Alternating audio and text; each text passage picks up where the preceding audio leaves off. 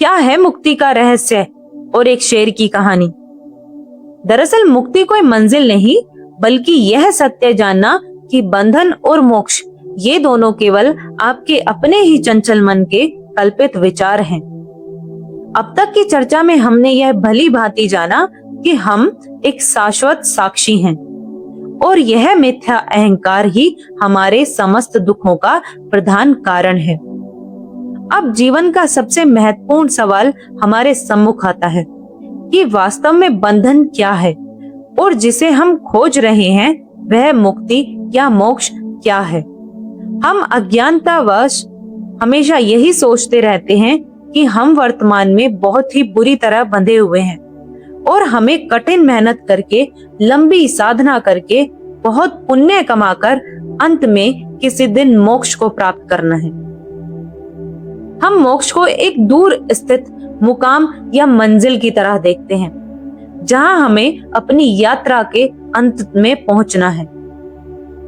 मुनि अष्टवक्र ज्ञान की एक ही फूंक से पूरी भ्रामक धारणा को ही जड़ से उखाड़ देते हैं। वो एक ऐसे क्रांतिकारी और विस्मयकारी सत्य बताते हैं जिसे सुनकर राजा जनक जैसा ज्ञानी भी एक पल के लिए चौंक गया। मुनि अष्टवक्र कहते हैं, हे राजन, बंधन तब है जब तुम्हारा मन किसी बाहरी चीज की तीव्र इच्छा करता है, जब वो किसी प्रिय वस्तु के खोने पर शोक करता है, जब वो किसी चीज को जबरन त्यागता है या जब वो किसी चीज को लोभवश ग्रहण करता है।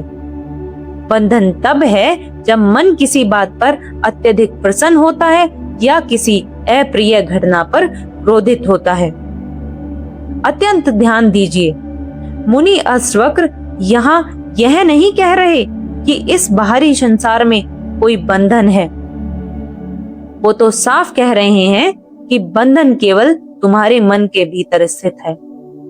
यह तो मन की पुरानी आदत है चीजों से मोहवश चिपकने की और नापसंद चीजों से घृणावश दूर भागने की। यही राग और द्वेष, यही पसंद और नापसंद का मानसिक खेल ही वास्तविक बंधन है। तो फिर मुक्ति क्या है? मुनि अष्टवक्र परम सत्य को उद्घटित करते हुए कहते हैं, मुक्ति उस अवस्था का नाम है जब मन ना तो किसी वस्तु की इच्छा करता है, ना किसी वियोग पर शोक करता है, ना अहंकार वश कुछ त्यागता है, ना तृष्णावश कुछ ग्रहण करता है और ना ही वह सफलता पर अति प्रसन्न होता है और ना ही विफलता पर क्रोध होता है। यानी सरल शब्दों में, जब आपका मन इन द्वंद्वों से, इन सांसारिक उतार चढ़ावों से पूरी तरह परे और उदासीन हो जाता है, तब वह संसार किसी भी हलचल से प्रभावित नहीं होता और अपने केंद्र में शांत रहता है। वही सच्ची मुक्ति है। यह मृत्यु के बाद किसी दूसरी काल्पनिक दुनिया का स्वर्ग में जाने की घटना नहीं, यह तो यहीं इसी शरीर में और इसी दुनिया में रहते हुए मन की एक परम शांत अवस्था है। आप राजसी भव्य महल में रहे या वीरान सुनसान जंगल में, अगर आपका मन अत्यंत शांत है और व्यर्थ की इच्छाओं से रहित है, तो आप इसी पल मुक्त हैं। और इसके विपरीत, अगर आप हिमालय की कंदराओं में भी एकांत में बैठे हैं और आपके मन में हजारों सांसारिक इच्छाएं और भविष्य की चिंताएं चल रही हैं, तो आप पूरी तरह बंधे हुए हैं। इसलिए यह स्पष्ट रूप से समझ लीजिए कि बंधन और मोक्ष बाहर की परिस्थितियों या स्थान पर नहीं, बल्कि केवल आपके मन की आंतरिक स्थिति पर निर्भर करते हैं। खोजी व्यक्ति के लिए यह एक बहुत ही विशाल राहत और उल्लास की बात है। इसका सीधा मतलब है कि हमने अपनी मुक्ति के लिए जंगलों में भागने की या कहीं और जाने की कोई जरूरत नहीं। तुम्हें केवल उस भ्रम को त्यागना है जिसने तुम्हें मानसिक रूप से बांधे रखा है। जैसे ही ज्ञान के प्रकाश में यह भ्रम मिटता है, तुम आश्चर्य से पाते हो कि तुम तो सदा सर्वदा ही नित्य मुक्त थे।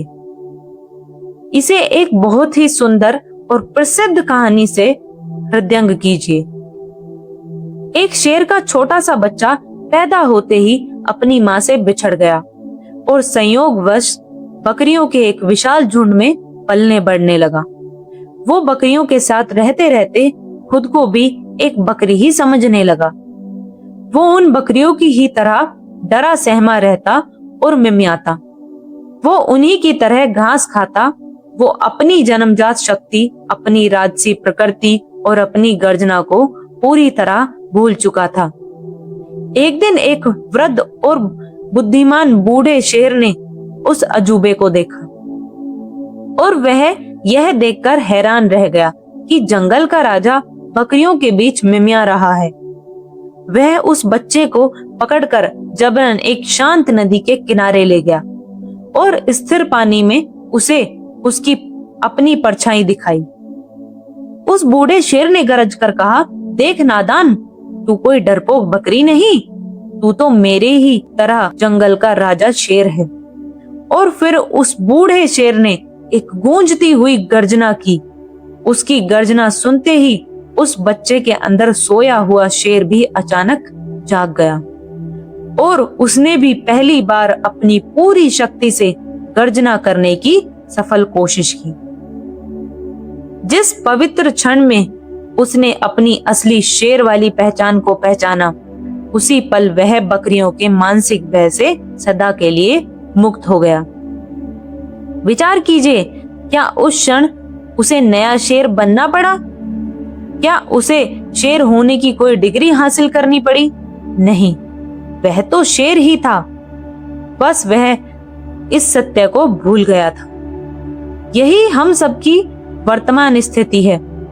हम वो अनंत शक्तिशाली, निर्भय और नित्य मुक्त आत्मा हैं जो अज्ञानवश खुद को एक मजबूर प्यादा और एक छोटा सा कमजोर इंसान समझ बैठे हैं। सद्गुरु या ये महान शास्त्र हमें केवल ज्ञान के दर्पण में हमारी अपनी असली परछाई दिखाते हैं और हमें याद दिलाते हैं कि हे मनुष्य, तुम वो नहीं हो जो तुम वर्तमान में खुद को समझ रहे हो। तुम तो साक्षात ब्रह्म हो। तुम सदा से मुक्त हो। यह विचार कि मैं बंधा हुआ हूँ, यही तुम्हारा सबसे मुख्य और अंतिम बंधन है। और यह दृढ़ बोध कि मैं साक्षात मुक्त आत्मा हूँ, यही तुम्हारा वास्तविक मुक्ति है। यह सारा खेल केवल तुम्हारी अंतर्दृष्टि और विचारों का है। अष्टवक्र उपनिषदों का सार कहते हैं, हे जनक, तुम यह हाड़ मास की देह नहीं हो, तुम तो इसके अविनाशी साक्षी हो। बस यह जानते ही तुम कैवल्य को और उस परम पद को अभी इसी क्षण उपलब्ध हो जाते हो। यह वर्षों तक चलने वाली कोई लंबी या उबाऊ प्रक्रिया नहीं है। यह तो बोध के एक पल में घटने वाली दिव्य घटना है। यह तो एक क्रांतिकारी समझ का विस्फोट है। जिस दिव्य पल आपको हृदय से यह साक्षात बोध हो जाता है कि मैं एक परिवर्तनशील शरीर नहीं हूँ, बल्कि मैं तो इसे जानने वाला अचल ज्ञाता हूँ, उसी पल माया का सारा खेल समाप्त हो जाता है। उसके बाद भी आप इसी संसार में रहते हैं, अपने सारे नियम काम करते हैं, लेकिन अपने भीतर आप गहरे में जानते हैं कि आप इस जगत के प्रपंच से पूरी तरह अछूते हैं। तब आपको न तो कुछ ना पाने का लोभ रहता है और ना ही कुछ खोने का कोई डर। इस अवस्था को जीवन मुक्ति कहते हैं, यानी जीते जी मुक्त हो जाना। तो याद रखिए, आपको मुक्ति पाने के लिए शरीर त्यागने या मरने की जरूरत नहीं है। आपको तो केवल अपने उस पुराने झूठे मैं को त्यागना है। आपको केवल अपने अंधकार में अज्ञान को का अंत करना है और उसी क्षण और उसी दिव्य क्षण आप विस्मय से पाएंगे कि आप तो वास्तव में अमर हैं। आप तो अनादि काल से नित्य मुक्त ही हैं। लेकिन यहाँ एक गहरा दार्शनिक प्रश्न खड़ा होता है कि अगर हम वास्तव में मुक्त हैं और यह दृश्य दुनिया केवल एक भ्रामक सपना है, तो फिर यह हमें इतनी ठोस और असली क्यों महसूस होती है? आखिर इस संसार की वास्तविक प्रकृति क्या है? क्या यह सच है या केवल एक दिव्य स्वप्न? इस महान और गूढ़ सवाल पर ऋषि अष्टवक्र जो अलौकिक प्रकाश डालते हैं, वो हमारे साधारण होश और बुद्धि को हैरान कर देगा। यदि अष्टवक्र गीता का यह अनमोल ज्ञान आपकी आत्मा की गहराई को छू रहा है, तो अब विलंब मत कीजिए। हमारे चैनल भक्ति मार्ग ऑफिशियल को तुरंत सब्सक्राइब करके इस शाश्वत ज्ञान की यात्रा में हमारे अभिन्न साथी बनिए। आपका केवल एक सब्सक्राइब हमें और भी गहरे और दुर्लभ आध्यात्मिक ज्ञान को आप तक सरल भाषा में लाने की असीम प्रेरणा और ऊर्जा देता है। श्री राधे राधे।